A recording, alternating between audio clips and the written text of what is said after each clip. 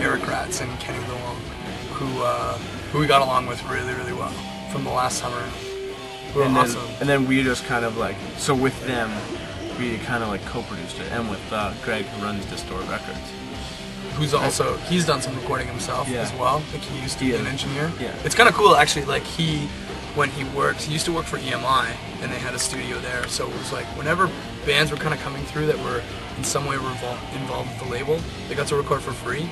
So he's done like Misfit songs, he's done like DMX songs, he's done like tons of shit, so he would always like, he's a huge dude with a big deep voice, and whenever we would say something, just lives for like creative fucking, and Sepultura. Sacrament and all that stuff. So when we would like talk shit to him, he'd be like, I think you need more bass. And we're like, yo, you should go fuck yourself. And he's like, yo bitch, did you record a DMX record? And we're just like, no, you're still not right, but that's hilarious. You know what I mean? But yeah, so we worked with those guys, which was cool because for them it was like the first time, because they've always been engineers. Like they've worked on a ton of projects. They did, you know, like Billy Talent, did our last record, and tons of other stuff as well. And so for them to be put in kind of like the director's chair at this point, it's kind of like they worked backwards for like the whole record. So they sort of like went in terms of like what they would have done better. Do you know what I mean? Like in all those situations when it's like crunch time on the last day and they're like, I wish we had this, I wish we had that. And the biggest thing was like, we need to have fucking rock solid demos. It's like, so before we go in and record this record, we want to have like a rough version of the entire album. I hadn't finished lyrics for everything yet, but even so, like I was singing what I had at a certain point, so everyone could kind of hear like at least vocal melodies and stuff. But so we knew like what the drums were doing, what the guitar was doing, what bass was doing, like what I was singing, whether that was working or not. And that was crazy because we didn't do that on the last record. The last record was like fly by night, whatever, try our best. It just kind of, you know, makes sense if you have the time and you have the resources to be able to go, and even if you just do it with like a four track or like, you know, fuck, you can put a fucking like mic on through GarageBand and just record it, you know what I mean, onto your computer, and you can. But it just gives. So we did that too. We like recorded through GarageBand like every practice, and then we just played riffs, and we could just remember the riffs that way, you know what I mean? And then once we had like 13 songs written, then Kenny and Rats came in and were like, all right, now let's like, we went through all the songs a bunch of times, like for 2 practices, and like, you know, bounced ideas off each other and figured out times like for the click track and stuff like that. Like we mapped out all the songs as far as parts go, tempos and like BPMs, which again we didn't do with the first record. So it was cool with all that. So we had like all this stuff. By the time we like went into the studio, we knew these songs like in and out. Like everyone agreed on what the speed should be. Everyone agreed on what the parts were.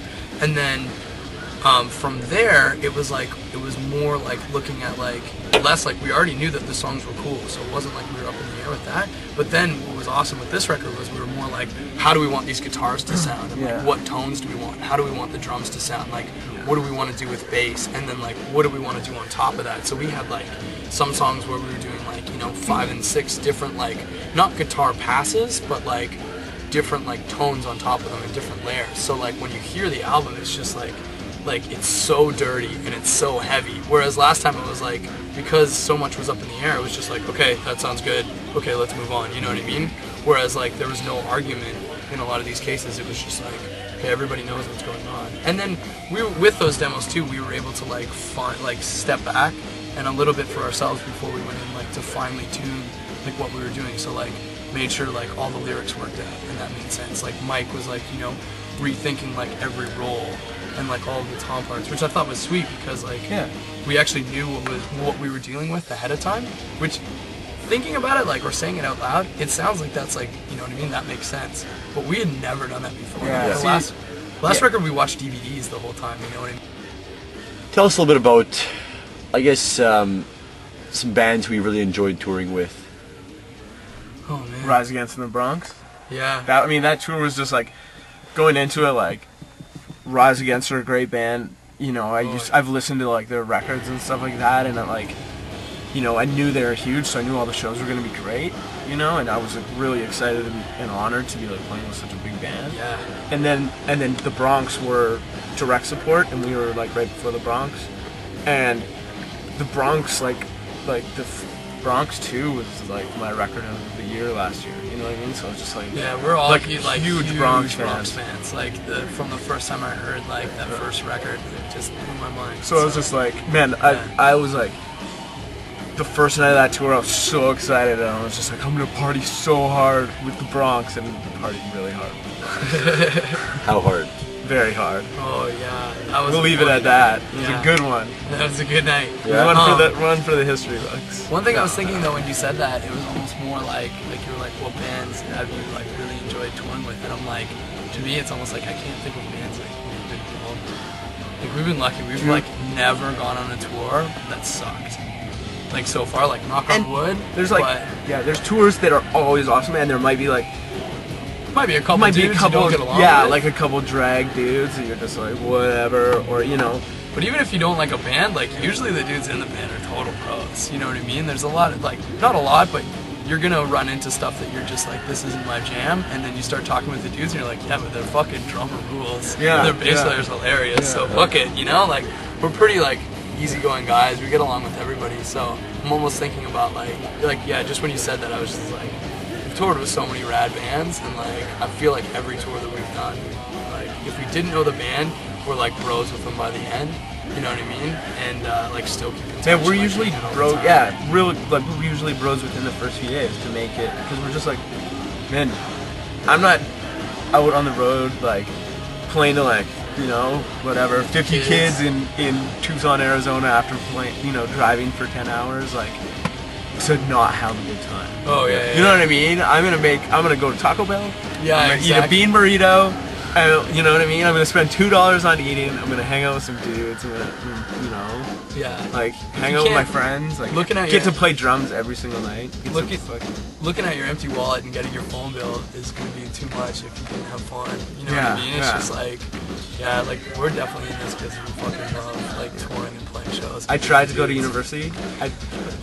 All of us in our band have dropped out of school. Yeah, because we're just like, like I started touring when I was 18, then stopped when I was about 22, and then was like tried to do university for 2 years, and I was like, that was interesting.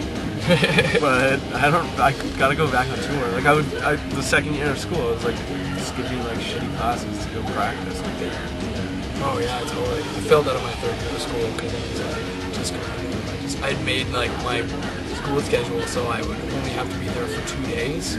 So I'd cram all my classes into 2 days so I worked at a snowboard shop and I played in a band. So all I did was like go snowboarding and tour with like my screamo bands around Ontario. In hindsight, I'm like, I'm a fucking retard. You know what I mean? But like, it still was awesome. You know, any bands you want to plug? Any sites, magazines, friends, projects? New Black Mountain record.